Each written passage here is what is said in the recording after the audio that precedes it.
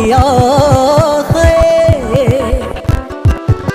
सच आखा मेरी तां औकात नहीं कि जिन्ना कीता देवां तैनू मोड़ के। मैं मंगदा हाँ तेरी तंदुरुस्ती सच्चे रब अगे दोवें हाथ जोड़ के। मैं मंगदा हाँ तेरी तंदुरुस्ती सच्चे रब अगे दोवें हाथ जोड़ के। मेरे हिस्से दे भी दुख सिरा नाल सहंदा अपने जो दिलां च लको गया। बापू तेरे करके मैं पैरां ते खलो गया। तू सैकलां ते कट्टी ते मैं गड्डी जोगा हो गया। बापू तेरे करके मैं पैरां ते खलो गया। तू सैकलां ते कट्टी ते मैं गड्डी जोगा हो गया।